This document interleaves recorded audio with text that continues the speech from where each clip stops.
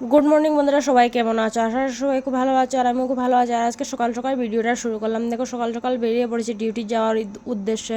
তখন ওই 6:30-7টার মতন হবে, আর রাস্তাতে লাইটও এখনও জ্বলছে। মানে এতটা অন্ধকার রয়েছে, কি বলবো, মানে পুরো অন্ধকার হয়ে রয়েছে। 6:30-7টার সময় পুরো অন্ধকার হয়ে রয়েছে বেঙ্গালুরুরে। মানে বৃষ্টি হচ্ছে 2-3 দিন থেকে, তার জন্য এরকম ওয়েদারটা, না হলে এরকম থাকে না।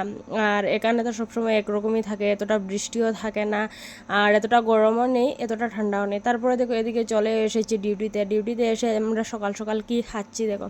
এটা হচ্ছে গিয়ে সিঞ্জু, মানে মণিপুরিরা খায়। তো আমাদের এখানে যেহেতু মণিপুরিরা রয়েছে, তো ওরা বানিয়েছিল সকাল সকাল, আমরা এটাই খাচ্ছি। আর এটা খেতে না খুব টেস্ট, তোমরা একবার বানিয়ে খেয়ে দেখো। আমার এখনই না দেখে জিভে জল আসে আমি যখন এডিট করছি। তারপরে দেখো ঘরে চলে এলাম। তারপরে আমার বর বলছে রেডি হয়ে যাও, একটু ঘুরতে যাব।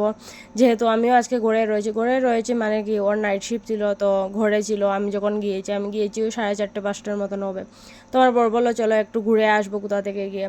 আর বাইরেটা না পুরো মেঘলা মেঘলা হয়েছিল, তো আমি বললাম না, যাবো না। তারপরে বললো চলো না, কিছু হবে না, খুব বাম্পার একটা ওয়েদার রয়েছে, এরকম বলছিল। তারপরে দেখো আমাদের অতিথিরা এসে গেছে, অতিথিরা খাওয়ার জন্য ওরা পিছিয়ে পিছিয়ে যাচ্ছে, ওরা খাবে বলে। ওরা না প্রতি সোমবারে আমাদের জন্য অপেক্ষায় বসে থাকে। জানি না কিভাবে বুঝে ওরা যে সোমবার কোনটা আর মঙ্গলবার কোনটা।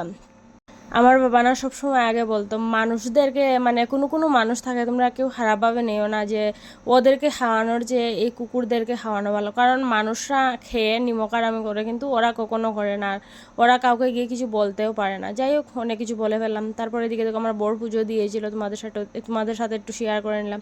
এদিকে ঘর দুয়ার পুরো গুছিয়ে এনেছি, ঘর দুয়ার গুছিয়ে বেরিয়েও পড়েছি। আর গিয়ে চাউমিন খেতে বসেছিলাম, গিয়ে তো খেতে পারিনি কোনো একটা সমস্যার কারণে।